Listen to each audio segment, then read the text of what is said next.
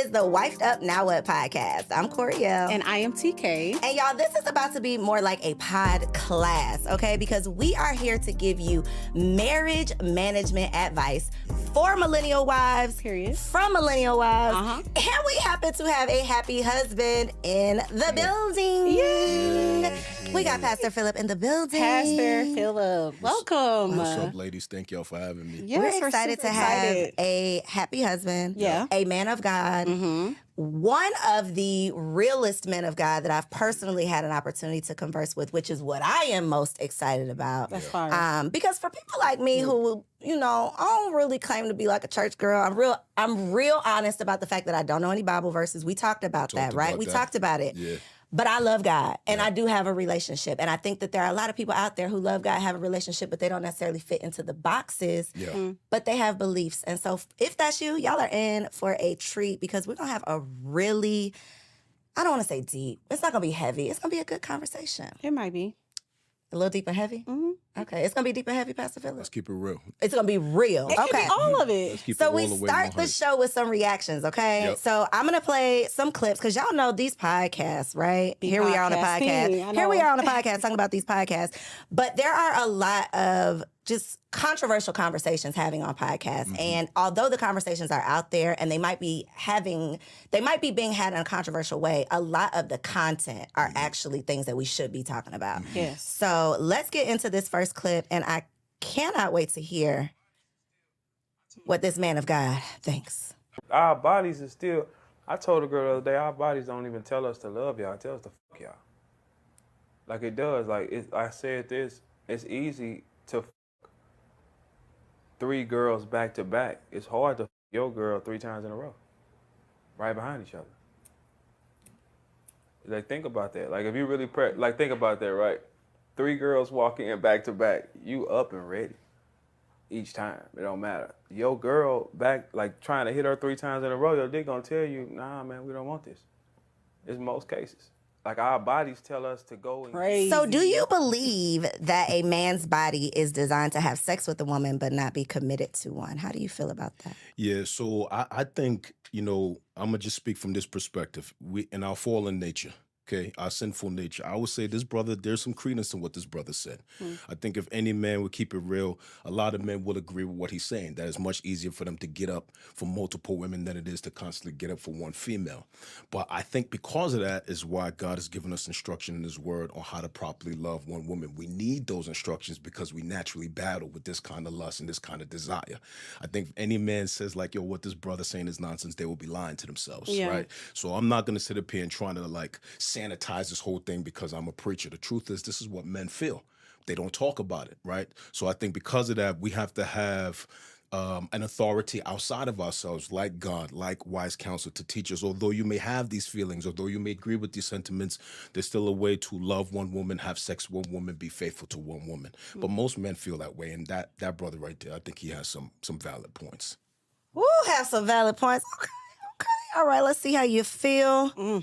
I know it's tough to hear that. It is. No, but Real. this is why Y'all we see need I to have swallowed the pill like that. This is why we need to have the conversation my because man I only think wanted me. Well, I don't think that mine only wants me. He better only have me. But I don't think that is his only desire. And I think I would be a crazy person to expect that. So the whole point, I guess, of even bringing up that clip is if these are real human feelings or, physical feelings, like this is what your body is doing.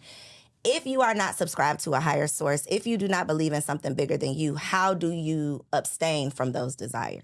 Yeah, so I personally think to abstain from something, it takes 2 things, right? It takes personal character. I think if a person has character, they can abstain from those kind of desires. I'm just going to speak from my own personal experience, right? So, prior to my salvation, prior to coming to know the Lord, I was a wild man, okay? My body count is pretty high. Okay, I'm gonna keep it 100. It might be in the hundreds, to tell you the truth, before I was saved. No, hundreds. Yes, with a plural, right? So I think is if you don't have personal character, if you don't have personal values, it's hard to abstain because I think the natural man has those desires. So I think it's gonna take character to abstain. It's gonna take certain values to abstain. I think the best absence for me has been what God has taught me and how to abstain. But men have those desires. Like for example, in the Old Testament, you see a lot of kings, a lot of men had multiple multiple wives. Let's keep it real. Solomon had 700 wives and 300 concubines. I mean, this man was getting it off. For real, for real. It's not till we get into like the New Testament era where there's more constraint on that kind of behavior, where now we're called to really love one woman, be monogamous with one woman. But the desire is there for most men. We're fallen creatures. If any man say that desire is not there, they're probably lying to themselves. So it takes discipline, okay? It takes discipline, but those desires are there. If those desires was not there, pornography would not be it wouldn't be a multi-billion-dollar industry. Exactly. Now, I'm not saying that's like women are involved in pornography too. Let's keep it real, right? But it's mostly men driving that industry. It would not be a multi-billion-dollar industry if those desires was not there. Okay. I was going to say, he said some words, monogamy and the polygamy and all of that. I was ready Trigger to words? Were you triggered? No, I wasn't. Well, I mean, I just had like 6 questions back to back. I think people, well, you brought up who was it, Solomon, who had 700? 700 wives, 300 That's crazy to have that concubines. much sex, first of all. That's a lot of sex for That one is a dude. lot. That's 1,000 women he that banging. thing probably broke. But Yeah. I think that's what people are looking at. Like, okay, well, that's what they did, and God approved of that. Why is that now all of a sudden a thing of monogamy? I think God approved of that for a season, right? I think God approved that for a season. I think for multiple reasons. I think first in the beginning, just to populate the earth.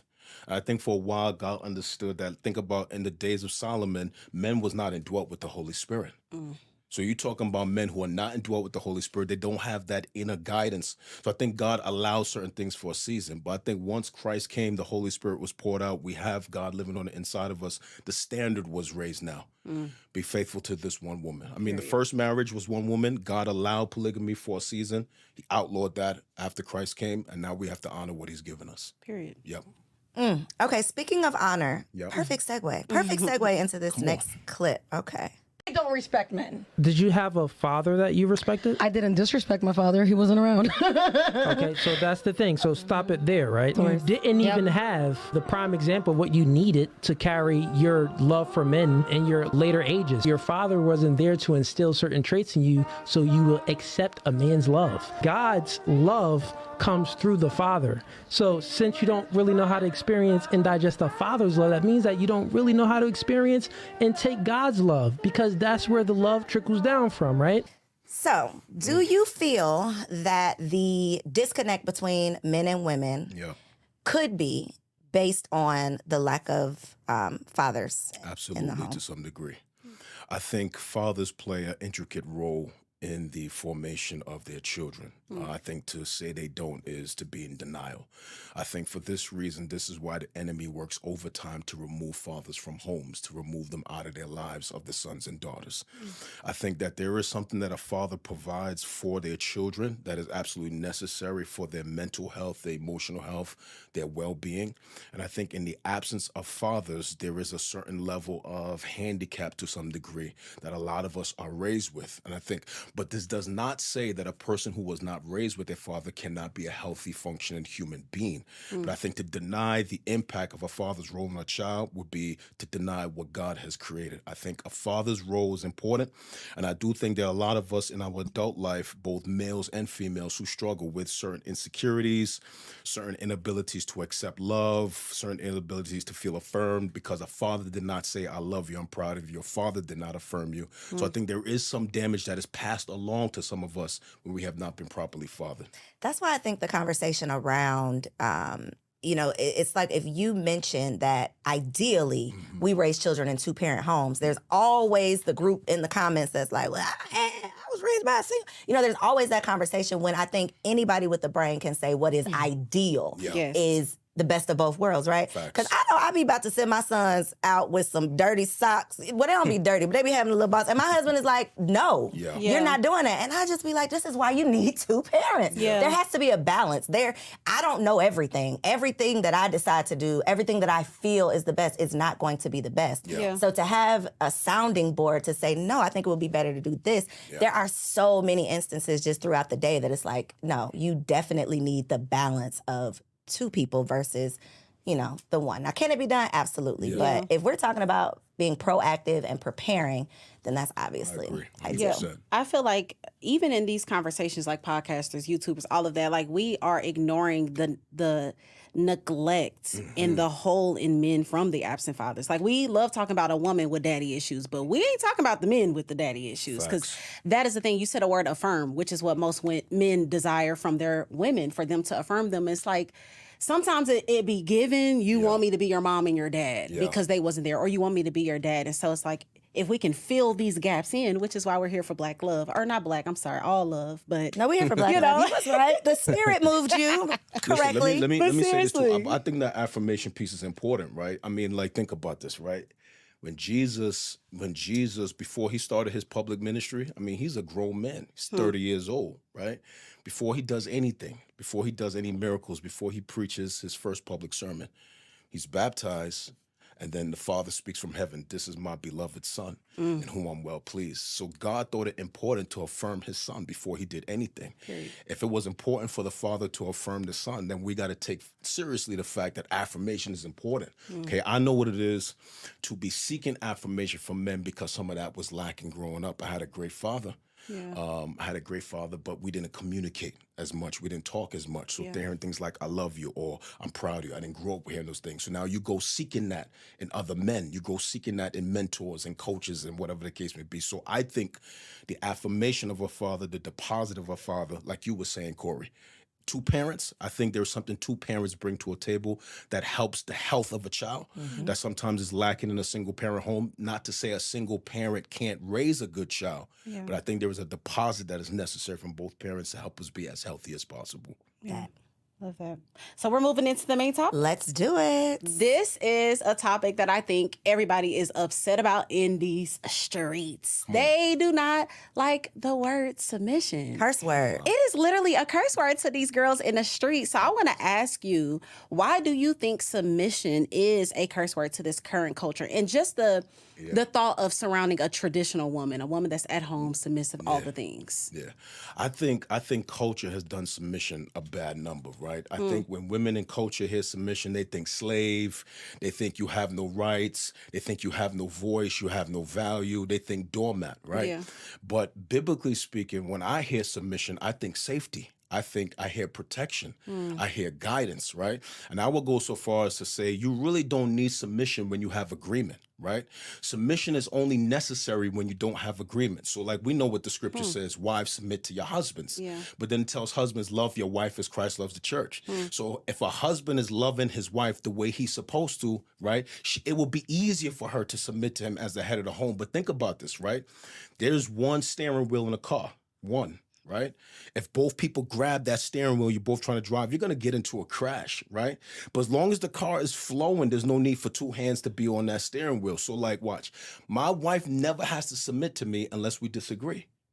As long as we're in agreement, we're flowing, right? If we're in agreement about how we're managing our budget, we're flowing. How we're dealing with our kids, we're flowing. Where they're going to go to school. The only time submission is really necessary is when the husband and wife disagree. Now, when we have a disagreement, if we go according to the scriptures, the man, the head of the home, he makes a decision. The wife then submits. But that is only necessary when y'all disagree. But you don't need submission as long as you're in agreement. That's why I think agreement is even more powerful than submission. And I think what's even more important than agreement and submission is choosing the right partner. 100%. Because y'all ladies out there, look at me right here, look right here. The reason y'all don't want to hear about submission is because you've been out here trying to submit to the wrong person. Facts. If you are submitting to someone you cannot trust because you don't know who they're submitting to, then you're going to find yourself in a world of trouble. But I think we cannot compare submitting to your husband, who hopefully will be a better choice than the man that you was just, whatever y'all call it these days. Hopefully that choice is a better choice, and then you won't have to question who you're submitting to. But I think we are just comparing it to the laundry list of men who were boys, and we're like, well, I'm not submitting to anybody. Well, no, you should not be submitting yourself to those bad choices. Yeah, it goes back to what you said last time about submission. You were saying, I think the question was, will we wake up and cook for our man at 3 a.m.? And it's like, most women with a terrible man will be like, like, hell no, of course not. And this, it's like, well, no, if he's a good man, he's a man of God. He's and done something to he treats deserve you this right. at 2 a.m. He been there's out some- working or something. You're gonna get this turkey meal tonight. And so we gotta continue in this lane of submission, because let's talk I about happen to read in the Bible, and it says to submit to one another. Yes. Out of reverence for God. So 100%. the men love telling us to submit. Y'all supposed to be submitting to us too? I think so. I think a couple is wise when you learn to submit in the areas where you are the most weakest. Like, so there are areas where my wife is submitted to me, and there's areas where I'm submitted to her. So I'll give you an example, right? When it comes to the spiritual climate of our home, my wife is submitted. When it comes to our finances, I am submitted. My wife is a better steward than I am. She knows how to handle a budget. Side note, a budget don't mean broke. A budget is just having every dollar. You have an assignment. You go to investments, you pay the bills, you take care of the car, you take care of my hair, you get the mani and petty. So a budget is just telling every dollar where to go. Because my wife is a better steward than I am, I'm submitted to her when it comes to the budget. I'm not going to try to flex on her in that area. You understand what I'm saying? And so I think there needs to be mutual submission. And I think you have to be wise about the areas where you're weak, where your spouse might be smarter than you or wiser than you. If they're smarter or wiser than you and you're not so insecure, you could submit as a man to your wife in a particular area, especially if she's a better leader than you in that area. It's only prideful men refuse to do that, and then you cause unnecessary tension in your home, damage in your home that could be avoided if your pride and your ego wasn't so big. That makes sense what I'm saying? Absolutely. Yeah. For sure makes sense. I was gonna say that's the two hands on the steering wheel. That was the best example. That was it. The show was over crashing. after that. Yes. And so I want to talk about infidelity. Let's talk about it. It is a big topic in these streets as well, because I don't know. I've been kind of saddened that women are almost expecting men to cheat immediately. Women are literally the whole high value man. He got money. He is of any status. Prepared for the side chicks. Prepare for it. And so for the women that are expecting this, do you think that there is any coming back after infidelity and being healthy? And just a side note as well, this is my non-negotiable. This is her non-negotiable. I Her can't- marriage deal breaker. It's a marriage deal breaker for me. It's something me and my husband sat down and talked about from jump, because of my perspective, women after infidelity, I don't want the problems. I don't want the paranoia. I don't want the insecurity. I don't want you going to Walmart and I'm in the trunk because where are we going? I'm definitely in the trunk. Like, I'm definitely looking at the maps, and it's like, why do that? And so I don't know. I want to ask you, do you think that you can actually be healthy after infidelity? So first, I want to affirm how you feel, right? I think if that's your non-negotiable, you have every right to feel that way, and you got a biblical right to feel that way. Period. The scripture gives us a complete out for infidelity, and you could walk away from a man or a woman after infidelity, and the God is not going to be mad at you for doing that. So I think, let me just first affirm how you feel. I think if that's your non-negotiable, I think you have every right. But I do think there is hope after infidelity based on the individuals involved, okay? I think if there is sincere remorse and repentance, if there is contrition, I think two people can survive infidelity. And I will go so far as to say not only can they survive, they can actually have a stronger marriage on the backside. Now, we got to keep it real. After something like that, we got to think about things that are lost. Trust is lost. Confidence is lost. There's some tangible things and intangible things that are lost. Home could be lost, family could be lost, whatever the case may be. But I think that those things have to be rebuilt. Consistency over time rebuilds trust, right? And so I think they can be rebuilt. I think a marriage can be rebuilt and even be stronger on the backside, but it's only based on the maturity of the people involved and whether or not they are submitted to do the work to rebuild that marriage. I know plenty of couples that have survived that and their marriage is stronger on the backside. But I know couples who have not survived that because the parties could not go through something like that. So I think it's like, I don't want to say to each his own. It's based on the individuals, the maturity, the non-negotiables, and whether or not they're ready to do the work to repair what was lost. So do you do like counseling? Like for couples? I did counseling for like 7 years. First 7 years of our organization is 11 years old. So for the first 7 years, I did all the counseling. I stopped doing counseling. So I don't do any counseling now because I want to be free when I'm speaking on the pulpit, right? Gotcha. So you know how this go down is like, let's say you counseling somebody, all they dirt come out in a session, and then I happen to be preaching about something that had nothing to do with you, and then I'm talking about stuff, and then it's like I'm airing out your laundry across the pulpit. You're sitting there listening to me, and you hurt. So because I want to be free from that, I don't counsel anymore. I want to be able to speak on the pulpit and not feel like I'm airing somebody's laundry, especially if I have some some harsh feelings towards someone coming out of counseling and something slip out of my mouth in the middle of a message. Like, I don't want to hurt people like that. And I'm gonna be real, right? I've done that. Right, let's keep it real. I'm not like, there's no perfect pastor. So I've hurt people from the pulpit. So I stopped counseling altogether. We got elders, associate pastors, spiritual care team that do all of that. When I'm speaking, I don't want to be handcuffed to nobody in the audience. So I want to be free. But you've talked to countless couples, I'm sure. Of course, I've counseled hundreds of So, couples. so based on those hundreds, is infidelity more of a deal breaker on the man's part or the woman's part? Woman, 100%. Woman. I think for the people I've counseled, Meaning the woman will leave, or woman will leave. Yes, I think. No, you know what? Let me reverse. the opposite, right? No. Let me reverse. It's a bigger deal breaker for the man. If your woman cheats. Listen, it's hard for a man to accept the fact somebody ran up in your queen. Absolutely. Like, that's tough for a dude to get over with. You know what I'm saying? Like, somebody tapped that besides you. Another penis was in there besides you.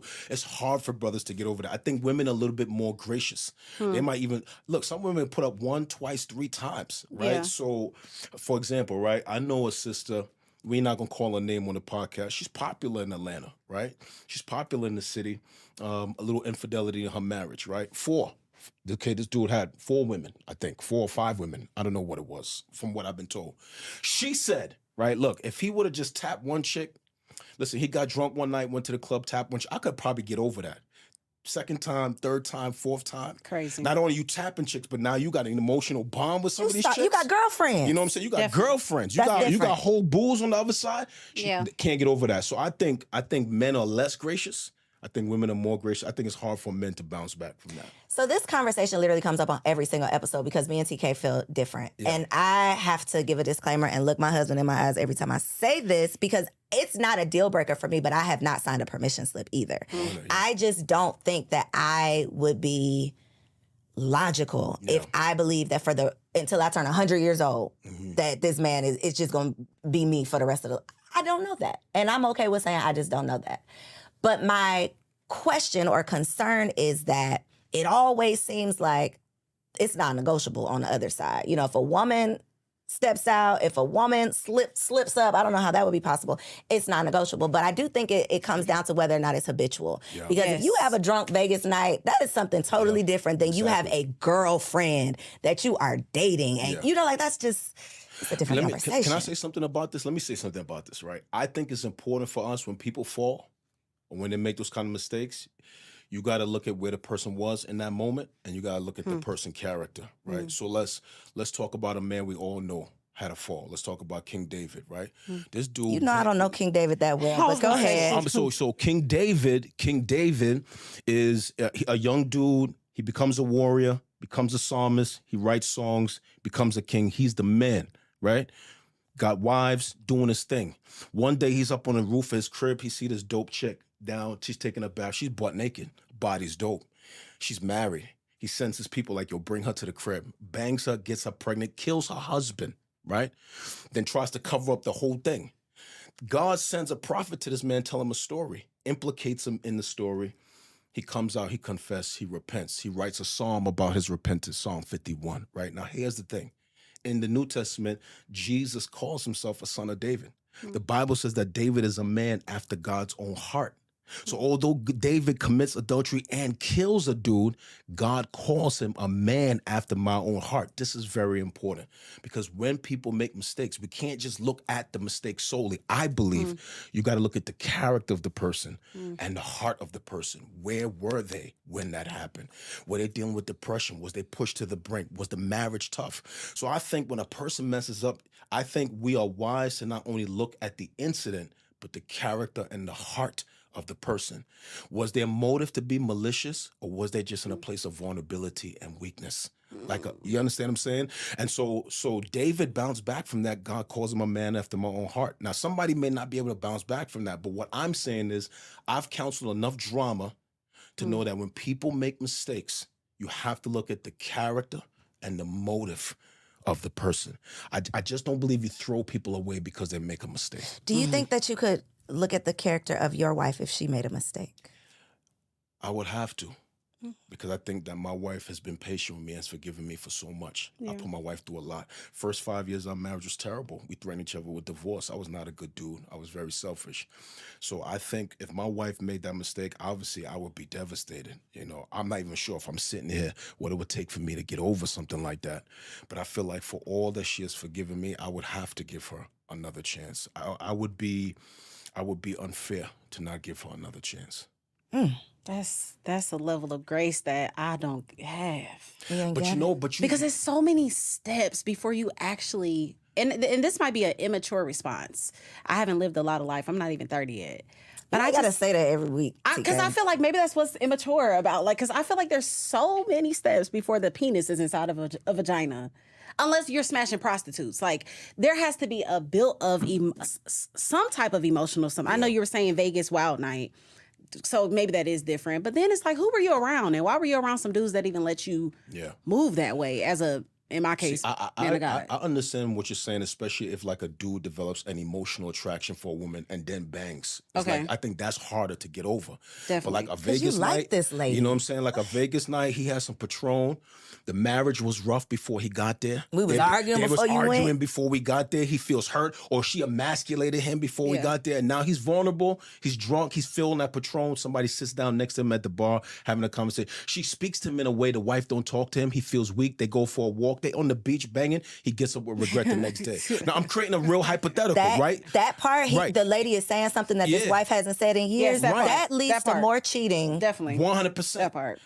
You know what I'm saying? So I think there's two types of infidelity. There is infidelity that is preceded by an emotional attraction, a mental attraction. I think that's difficult to get over. Yes. But there is another type of infidelity that is momentary. It is like I was vulnerable, I was weak, I was drunk, I was high, whatever the case may be. I was not in my right mind. My loins trapped my logic, and I messed up that Don't night. try to use that line, fellas. My loins trapped my logic. Yes, this is not no set up for y'all. You know what I'm saying? Give your boy credit, right? You know, Don't get him no my lines. loins trapped my Don't logic. get him no lines, You know what I mean? Pastor Phillip.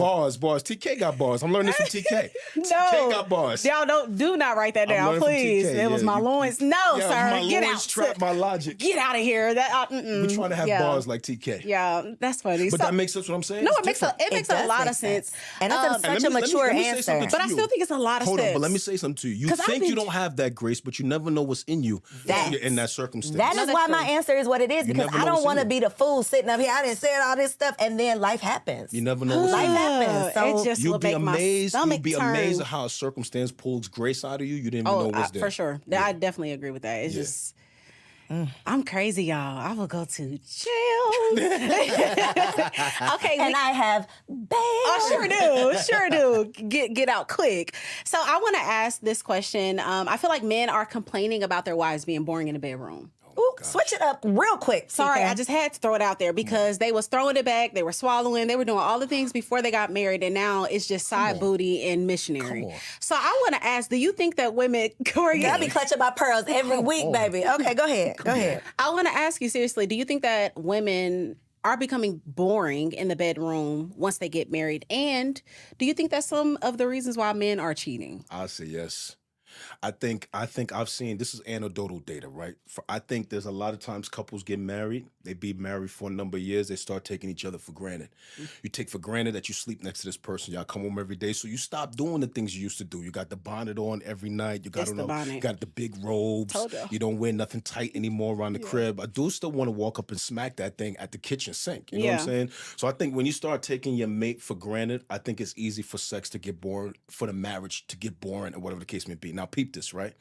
I think what it took to get her, sometimes you got to keep that moving to keep her, and vice versa, right? So like when Paul, check this out, when the Apostle Paul, a dude named Paul, wrote to a church in Corinth, ancient Corinth, he said something very important to all of them because they were crazy, right? He's like, he said, the wife's body belongs to the husband's body belongs to the wife, and y'all need to fulfill your marital duties. So whatever you got to do to keep it spicy, you got to keep it spicy. I mean, if I got to be praying in tongues to go in the room and have sex with my wife, I'm going to be in trouble. So I think you got to do what's necessary to keep the thing spicy. Now, if you don't believe that, that's on you. I think you got to do what you got to do to keep it spicy. Yeah. I don't think it should get boring. Try a new position. Try something different. Come home with some new lingerie. But I think you got to do what listen, you got to, look, Paul said, fulfill your marital duties. Great. Whatever that is in context, you got to do that. Yeah.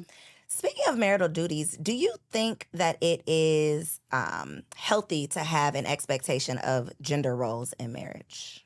Gender roles in marriage. You're not going to like my answer. I might. So I'm going to say something that it's going to sound sexist. I'm not a misogynist. You might not like Not this the answer. disclaimer. Yo, I got to Okay. get a disclaimer, yo. I got to get a disclaimer. All right, listen to me carefully, right? Yo, God created a man. He created an environment and put the man in the environment. He gave the man instructions on how to work the environment. He gave the man everything he needed in that environment. And then he said, it's not good for this dude to be alone. I'm going to make for him a helper. And he creates a woman to help a man. Now, pause. You know what you see right there? Complementary roles. Men and women got equal worth and value, but God gave them complementary roles. And then it's expanded upon in the New Testament. Paul gives different instructions to husbands than he gives to wives. If you pick up on the nuance, he's trying to say, y'all have equal worth and value, but you have complementary roles that complement one another. And when they function properly, you feel good in your marriage. When they're not functioning, you feel tension in your marriage. So it's like a car, right? Like, okay, some of us know what it is to drive cars that are like it's out of alignment. The car, you ran a pothole, the car's out of alignment, right? You know what this feels like. You're driving and it's pulling to the left or pulling to the right. Now, you could keep driving that car if you want to. You're going to wear down your tires and eventually the tires are going to pop. You're going to get into an accident. So I feel like when husbands and wives or couples are out of their roles, it's like driving a car that needs an alignment. You're going to feel the tension. You want me to give you proof? Take a wife that tries to constantly emasculate her husband, dominate him, call him out his name, tear him down, crush him down. She going to feel tension in that marriage. Go the opposite way. Take a husband that tries to dominate his wife, control her, abuse her, mistreat her. They're going to feel tension in that marriage. But if he loves his wife like Christ loves the church, if she's submissive, if you do all the complementary things, you're going to feel more harmonious marriage instead of the tension. So yes, you do have different roles. They are complementary. And when you function in them, the marriage is going to function much better. Are you saying that they're defined? That's what I was going to say. Are there defined roles? Or are you just saying we complement one creating another? them? So the roles are nuanced. I think you have to be in agreement about what they are, but there are some instructions that God gives men and some instructions that God gives women that are different, which shows that we have complementary roles. Does that show up in like the protector provider versus nurture? Yes. Got you. Yes. Okay. Hey, yo, I know as I'm saying this, I know people not gonna like that. They I already know logging y'all off gonna right get now, but DMs. Ladies ain't gonna like that. I already know there's gonna be all kind of DMs off of that, but will it's be biblical okay. wisdom, yo. I'm just Yeah. telling y'all, You it's can't biblical deny the wisdom. truth. The question was gender roles, right? Okay. Yeah. I mean, because it's like that's like saying, okay, the gender roles. Who take out the trash? Who gonna do the Right, dishes? right, Who right. gonna And see, get when the you baby start at night? naming things like that, It's like, then that's it not for starts me. making sense because I am not touching the trash. Right. So how can I complain that you also have an expectation of me? I think y'all got to be in agreement about who does what and what your roles are. You got to be in agreement. Like, let's say you got a wife, she has a green thumb, and the dude don't. If he's cool with her cutting grass, that's on them. I'm not gonna have my wife cutting grass. I'm gonna take care of that right now. I pay a dude to do that. Somebody gonna take care of it. It's Somebody gonna gonna get take care of taken the house, care of. right? You know what I'm saying? So I don't do laundry. My wife do laundry. Okay, you know. So I just think you got to be in agreement about what the roles are. And if there's tension there, y'all got to talk about that. You got to have communication. Yeah. But the roles got to be defined by the people involved in the marriage. Got you. So TK we don't have like, a. you don't like that, TK? TK don't like She like, that, yo. because you don't feel like there are things in your household that are like your things. Outside of cooking, That's the only thing. Well, that's the thing though. I'm just So saying you there's feel like something that you feel like is you your and Namdi thing. don't have no defined roles. he will wash dishes. I'll wash them. Yeah. Literally, So do the I. only I thing do that he's dishes. not doing. Like, I have taken out the trash. So all the My wife ladies is was taking out surprised. the trash? I mean, I'm like, I stay home, I homeschool my kids. I'm not gonna wait for you all the time to get this pal out. So I'll just throw it in. I mean, it's like 3 times a year, but you know, But it gets done. it still get done. So I don't know. I think I question think God. a Like, lot- did God define a man to be this? And the woman that, because even the conversation of beta males and all of this, like, okay, you said that your wife is good with finances. Well, in some cases, a woman would think that should be the man leading our the financial whatever highway in our relationship. So do you think that there are God defined, like, no, there's no negotiating if Who a does man this and who does that? should a man be That's doing good. No, something that's good. specific No, and a that's woman dope. should be doing That's a good something question. specific. So I think there are some defined roles in the Okay. scriptures that are clear, and the rest of it, most of it is nuance. Let us know. So, for example, when God says to a man, God says in his word, the man is the head of the home. That is a clearly defined role. That's there in the New Testament. That role is a hard defined role. So I think there are roles in the scriptures that are hard defined for men. For example, God, I know you're not going to like this, right? God, in his word, in the New Testament, Paul calls women the weaker vessel. So tells men not to deal with them so harshly. So there are some roles that are clearly defined, but the majority of our daily roles, that's not defined in the Word of God. They're nuanced. We got to define that within the context of our own relationship. So yes, there are some, but most of the ones we have daily, they're nuanced. I think what Does that make the sense what I'm challenge saying? is, no, it Absolutely. 100% makes sense. And I think the disconnect or the challenge is that times have changed, society has changed. So Yeah. women are no longer always offered the opportunity or in an environment that allows the opportunity for them to be a homemaker and manage the home. Yeah. So a lot of times we enter marriages and we still have the expectation of being a homemaker, except we got to leave a home and go work as well. Yeah. So we now we're serving in both roles. It Yes. seems it's like you want the stay at home mom, luxuries, but I still got to pay some of these bills. And the math ain't mathing. There's only so many hours in the day. So I think that is where women struggle sometimes with the Yes. gender roles, because I just want to do my one role, but now I'm sliding into your role because I thought the man was bringing home the bacon. And just to say, like, that's literally my life right now. Like, I've been a stay-at-home mom now for 9 years. Yeah, Have we that's been good. together? Yeah, so for 9 years, and I'm now getting away from home more and more and more. I'm getting booked more. I'm doing more.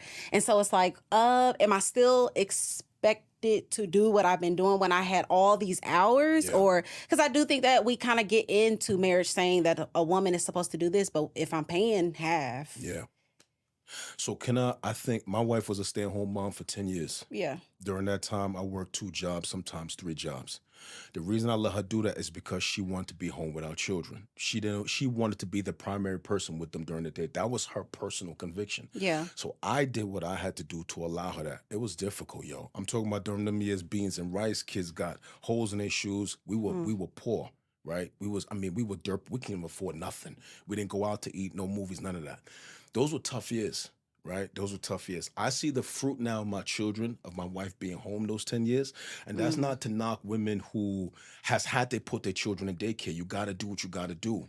But what I'm saying is it comes back to communication and agreement, right? Yeah. So my wife and I were in agreement about that for her to stay home. I said, Lena, if you want to stay home, you're not going to bring anything in. You know that it's going to take us a longer time to hit some of these financial goals. Are you okay with that? Yeah. Okay? Are you okay with that? She was okay real. with that. I allowed her to stay home. Now, if somebody's not okay with that, Yeah. you got financial goals, then if y'all in agreement about both of y'all working, then y'all have to do that. I think we got to listen. I think it's very important for people listening to this podcast, watching, to understand when it comes to marriage and the context we're in, we're not monolithic. You got to know what is important based on the people involved, your personal convictions, and how you submit it to the Word of God. You got to tailor your marriage for what's going to be best for you within the context of the wisdom that God has given us. This is not monolithic. One woman works, one woman stays home. Does it mean one woman is better than the other? No. What is best for your marriage and the context for how you have, it's got to be customizable for the person within the guidelines of God's wisdom. Yes. Does that make sense what I'm saying? Absolutely. 100%. Yeah. Absolutely. It's going to be a whole nother episode, though, because one of the women stay home, one of the women go to work, but both of those women a lot of times are the default parent. Yep. And that is where I think the Yep. struggle kind of comes in, because they still have that one responsibility. It's the same. Yeah. It's true. They are the default parent. But hopefully you got a man that come home and know that his job is not done when he come home. He gonna take some time Look to at parent right his here. kids. Yeah, right here. Yeah. For, not for our husbands, but for another husband so out there. brothers, I just think if your wife is a stay-at-home mother, I think when you come home from working, you got to know that your job is not done. I think you got to know there's a job and a responsibility you have to your children as well as a co-parent. Your job is not done till your children has gone to bed. So when you come home, you got to separate some time, put aside some time to pour into your kids because they still need a deposit from you the same way they need a deposit from your wife. In That part. Jesus' name, Thank amen. you for that little special Yes. word Them of dudes wisdom. not going to like that, but They it's ain't, but true. they are. Oh, yes, I almost right. made you say it twice. So Yeah. it is game time. Game time. Let's Yes, do it. I gotta pass Where it. my Yes. sign at? Oh, word. So this So is how a we do game. this? So you're going to be talking to your nieces, your little your sis little out there. sisters, all of that, who have some scenarios and some situations, and all I'm going to share them with you, and you're going to tell them to run or have fun. Got So it. So get these are away. women who want to be wives. Yes. Okay, Women they're who looking for committed relationships. So the first one is this girl really is vibing this dude, right? But he is still in contact with his ex. He tells her there is nothing to worry about. It's good. I don't want her. But he still talks to her. I say run. Really, Coriel? Yeah, I say Still in contact? Like, hello, Sarah, how They're you been just- doing? yeah, I say run. Let the guest answer. Yeah, no, I say run only because I think that back door still open. There's a lot of temptation with that back door. I think if she wants him to walk away from that back door and he's unwilling to do that, I think that's problematic. If she's okay with that back door, like, okay, y'all could be friends, then that's different. But Yeah. I think 9 times out of 10, I say run. Yeah. Yeah, I just need more details. You know, what if it's an ex from like high school or something? I don't care about that. Did they See, but- smash? If y'all had sex, it's a no automatic. But this is what I'm saying, Corey. If the spouse is cool with it, like, yo, y'all friends is cool, she married, we married, it's all good, then that's Well, yeah, different. no, But if that's I have true. a problem and you don't care that I have That's a what I'm problem, saying. then it's If a you problem. got a problem, you don't care that I have a problem, I say you Then gotta it's run. the issue. That's no, the issue. agree. Okay, what about a man who wants to go 50-50 on a first date? Should you run or have fun? You want me to be my daughters? I say run. What about your son? Oh, you said run too? I said run. For my son, run. Nah, he need to pick up that bill. Okay. And for my daughters, she need to pick up that bill. I want the man to pick up that bill, period, yo. Period. I may be old school. I say pick up the bill, yo. You said have fun though. I definitely said have fun. I think there is, especially in this culture, you just have to be really, really careful because it's a culture of I'm gonna take you out on a fancy date and I'm absolutely expecting sex after this. So you're not gonna pay for me. You're just not. Let me go ahead and let you know that this is because I view dating as interviewing. Yeah. This is not what y'all think this culture is, and so I feel like there's a pressure also. that. A lot Expectation? of a lot of women are feeling that pressure of like, oh my God, I'm at this 5-star restaurant. This man pulled up in a limousine. This nigga done bought me a bag. Like, okay, let me go ahead and give you some. And like literally get pressured into doing that. So I feel like a safeguard is like, I got it because I'm interviewing you just like you're interviewing me. Yeah. That's a great perspective. That's a good perspective. For sure. But I'm not having sex with you if I don't want to have sex with you. Some women are. There's like so much between like the restaurant Yeah, and the the car. house. Yeah. You know, like I'm not feeling pressure. I don't care what you done did. Yeah, I ain't facts. obligated to give you anything. Facts. So I don't feel pressure in that way. And I think a lot of times having a conversation before you get to the date will reveal a lot of that. Yeah. Because you know men who are mentioning sex, you trying to talk freaky and you don't even know Me. my last name and you're Nothing. trying to mention sex. So I think you can get those vibes. And I'm not going on a date with you because I don't want a free dinner. Yeah, it's so many like I now. think you make a good point though, TK. But I think a lot of that falls on the character of the dude you went on a date with. That it's like, did you interview him before the date? Did y'all talk at all? But you said something very important. I think y'all can't let that slide. Y'all probably got to do a whole podcast about that. I think I see dating the way you do. It's like Interviewing. interviewing. I think dating is the process of determining if somebody's a good life partner. Yeah. You got to have some kind of destination. Yeah. If there's no destination, there's no assessment, then what are we really doing? Or we've been Yeah. dating for 20 years. With no intention. With no ring. Yeah. Like, yo, you crazy. That's real Crazy. wild. I feel like I'm just different in that aspect, period. Because I also believe in women paying for, like, even women approaching men. Like, a lot of women have even the concept of, like, he's gonna come to my doorstep. Girl, you better get in these streets, get to the events, and go up to him and say, "Hey, would you like to go have some Advertising, some not coffee?" selling. Yeah, ain't nothing wrong Yes. with that. Yeah, so I don't know. I'm ain't because nothing wrong I with think that. I think my husband would say that I Who hollered at who? Did Namdi holler at you or you hollered at him? Ask Namdi that question. And since he's not here, let me represent him, okay? Because TK definitely hollered at him. I according to definitely position myself To be hollered at? advertising. to let advertising to let it be known like I'm yeah interested. I'm interested. It's a thing, and I was Man, I was the nigga in the relationship. I'm balling out. Here's some new shirts. Ruth Here's did some that. shoes. I mean, she was under that dude blanket. Like, yo, I'm here. Oh, for sure. Come on, For right? sure Ruth slipped in was. under the You see blanket. his Like, yo, style? throw this joint over me, right? Like, she slipped it right under the sheets. She like, yo, I'm did. here. Yeah. It's So all that's, right. but that's me though. That's all right. I'm That's a not- whole nother episode. That's all right. It really is, That's a whole because nother I think episode. that's what's keeping a lot of women singles. Like, y'all be afraid to talk to men, and y'all be afraid to like slide in DMs. I slid in my man's DM. I got his number. Oh, you were Come on. serious. I mean, it wasn't even just serious. It was just like, you better see what's up quickly. Yo, really quickly, I think we see both in the scriptures, right? We see Hmm. women who was ran up on, but Ruth went underneath that dude's sheet. Was like, yo, I'm here. Like, I mean, you guys don't sanitize the scriptures, right? She slipped in under his sheets. Yo, throw that joint over me. I'm Yeah. right here at your feet. So That's she it. slipped in on him. Period. But then we have other dudes who ran up on their wives. And Yeah, so yeah, I yeah. think it's both. I think it's hard for women to even like bring that to their being, because it's like, you are supposed to pursue me, but I don't even think it's a pursuit. I think it's a position. It's a position. It's making yourself available. Position herself. Yes. myself. come Yeah. on, T. Okay, That's a whole nother episode. it really is. Yeah, Okay, yeah, so yeah. the next one, they have been together for years. They Years. lived together years, Yes. plural. Yes. And this Negro ain't proposed yet. That's a no-brainer. Get out Yeah, I of think there. we're definitely all in that's agreement right. on Yeah, that you for gotta sure. Get out of there. Yeah. I feel like you are enabling him, and that you are not giving him no incentive to put a ring on that. I think you got to get out of there. I wouldn't want my daughter in that circumstance. Facts. Well, is there a reasonable timeline? Like if your daughter was asking you. If my daughter was dating a dude, I think anything beyond 2 years, 3 years, I think for me is problematic. I think if you've been dating for 7, 8 years, like he has no intentions of taking this any. You enabling him at this point. Yeah. What are we doing here? And what's the what are we point doing? of marrying? Yeah, what are we doing? Y'all getting everything. Yeah, what are we doing? Okay, last one. Last one? Man, I've been enjoying this. Oh, yay. We're not done yet. Don't worry, we're not done This yet. is a big one. This is a big This one. is actually from the girls.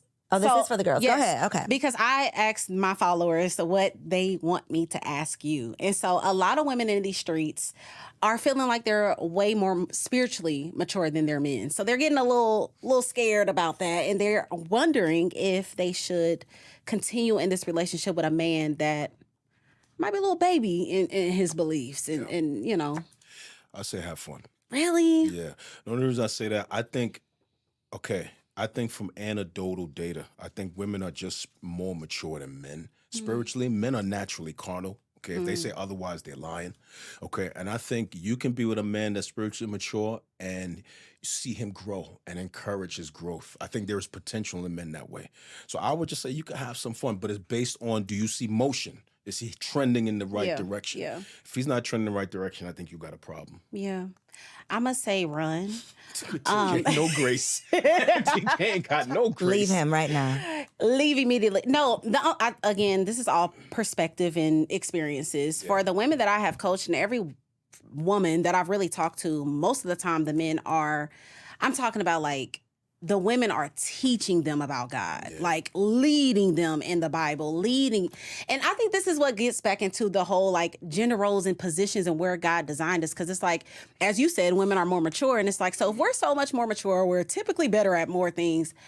It's giving. What is it giving? What are y'all doing? But I've seen both. So you know what I do. Right? Yeah. And I've counseled people. I've seen women be with dudes who are spiritually mature who now are leading ministries and pastoring churches. And I see women get with dudes who are spiritually mature who are now suffering, headed for divorce. So I've seen both. Yeah. I think it's all about motion. If somebody's trending in the right direction, I think it could work. If you see they're not trending in the right direction, I think it's problematic. Yeah, I'm like, how long it take? And I'm the baby. And I'm a spiritual, I'm growing and learning and evolving constantly. And thankfully, my husband, we're on the same page. We're our path, we're going in the same direction. But I don't think that would necessarily be a reason to give up on someone, considering how they are. Are they open to it, or are they like, no, I'm an atheist? I think there's a conversation. It's like, teach me something. Maybe I just don't know. Yeah, I think of scenarios like a woman that has been abstaining. She's really taking her walk with the Lord seriously. She hasn't had sex. She ain't watching porn. Okay, now, no, that's different. But we got to talk about the levels of spiritual maturity. And this man is out here bad. He's most likely tempting you to have sex with him, still at the club, See, that scenario, I say run in that scenario. But he goes to church. He's trying. He's just like getting rid. Y'all know, like the beginning days of when we come to Christ, like we're still struggling, still kind of letting go of the pills and the drugs and all of that. But you got this woman who was abstinent. She held herself down, and I got this kid almost that is still kind of But he loves the Lord. So in those circumstances, 9 out of 10, I haven't seen those work. As I said, it can't work. So I think if that's the case, you might need to run. Yeah. But I think if there's motion, if he's really trying, I think you could have a little bit of fun with that. I agree. Okay, so we need details. You ready to get spicy? I am. So this is TK's favorite segment. Spicy. So today I decided to go all the way in because I feel like I've been talking about emotional with the pastor, y'all. She wanted to go in with the pastor. Let's keep it I feel like I have been talking about emotional things, routines, all of the stuff, but we got to dive into actual sex talk. So today we're going to be talking about vulnerability is the key to deeper intimacy. Come on. Come on. You know I be rhyming, so you know what's good. TK got So bars. a few weeks ago, I quoted the prophetess Amber Rose. I know y'all probably gonna beat me up, but yes, I know she's wild. No, she's not a prophet, y'all. It's a joke. But she said some bars about the reason why she is the best in bed is because she is not afraid of being ugly. And this is something that stood out to me because I feel like most women aren't their freakiest self, aren't all of these things because they're like, what is this boob doing? What is this stomach doing? What is that doing? So we want to grow in our comfortability with our husbands. And the fire thing about growing in our vulnerability with our husbands is you can be introduced to some kinks. Okay, kinks. Some things that you might have not known. You was doing the same thing and I was like, oh, wow, I actually like rope play or I actually like fill in the blank. And so how can we get to the wildest, freakiest sex with our husband? So I came up with this little thing. I'm really excited. Coriel, I want you to do this too. We're going to text each other this week. You ready? Look, hey, hubby. I'll be telling him, do not watch. I'm not doing it. Go ahead, TK. Sorry. So we have sex jar. I know, I love her so much during the segment. Sex jar, sex drawer, and sex team. Let's break it down. Okay. So I want every lady that is watching right now, do yourself a favor. We're going to go to the thrift store. We're going to go to Target, Walmart, Amazon. They sell mason jars. We are going to get these jars, and then we're going to slide over. I don't know what Georgia's sex stores are called, but we're going to slide over to the sex store. And we are going to get some position cards. We're going to get these position cards, and we're going to put them in the sex jar. Now, here's the gag.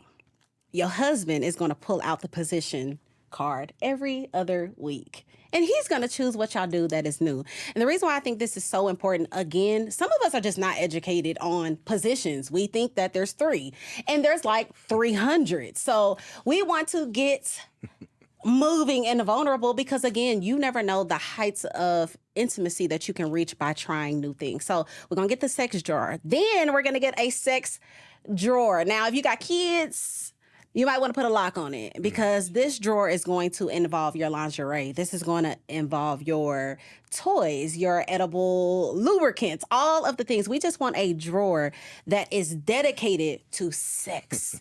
Freaky, nasty sex, mask, ropes, handcuffs, all of the things. And again, throw your 12 a play in there. treasure chest. Throw your 12 play in there.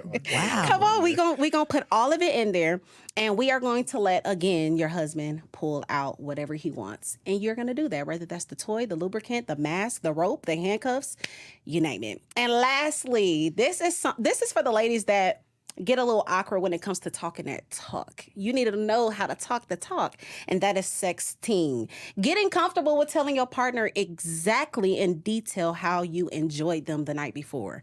We are breaking down in details. I love when you X, Y, and Z. I cannot wait to experience that climax with you again. So I think that one thing that women do is we get a little awkward about it. So after we get done, it's like, oh, don't talk about how I gave you head. I don't want to hear that. Girl, let that man tell you how you gave him sloppy toppy. And like, we going to go into details about that. Let me know how I could do it again. And you never know, it can happen right there on the spot because he might get turned on just by talking about it. So you want to get comfortable with talking that talk. This is subjective to all couples though. That's my wifey. Keep it spicy. Sex jar, sex drawer, and sex teen. Comment down below if you're going to do these things. It's going to change your life. Habanero. Okay. Really spicy. Last week I said do it in the mirror. You wasn't even tripping off of that. No, but this the drawer, the jar, my life. What you're setting me up for is failure. I cannot wait to hear how this goes for you. I'll text you and let you know. You will. Okay, so Pastor Philip, our last segment is called Wifey for Lifey because again, we're trying to be wifey for lifey. Yeah. So advice to a young sister, just me. Give me some advice because it's me. Shoot me too. A woman in her first 3. Compared to me. In your first 3 years of marriage. Yes. What's your advice to a woman in her first 3 years of marriage who wants to be wifey for lifey? Yes. Yeah, I think most marriages end in the first 5 years. So I think that's the time you really got to work on your marriage. Yeah. I think there's some things that are critically important for marriage to be successful, especially in the first 5 years. I think you got to work on agreement. I think you have to have strong communication, and you got to have some honesty. So I would say to a wife, a young woman watching this, how is your communication? How are you talking to your husband? Are you telling him your needs, your desires, your wants? Are you telling him where he needs to do better, where he's hurting you, offending you? I think you got to communicate. Are you trending towards agreement? Are y'all trying to find unity in some of the decisions that y'all are making?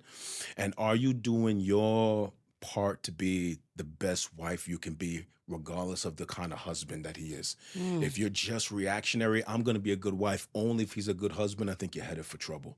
I think you got to make a decision within yourself that I'm going to be a good wife no matter what, because your character.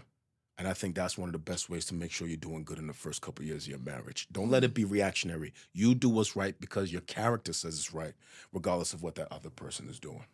Whew. It's tough. So, Pastor Philip, for the people here in ATL that want to come check you out, look in that camera right there and let them know how can they come sit with the realest pastor in the city? Come on. PhilipAnthonyMitchell.com, 2819church.org. We gather in the city. Come check us out. Pull up on us. I think you're going to enjoy what we're doing there. Yes. Y'all, was this bomb or was this bomb? We know it was bomb, but go ahead and leave us a 5-star review just to confirm that you got something from this conversation.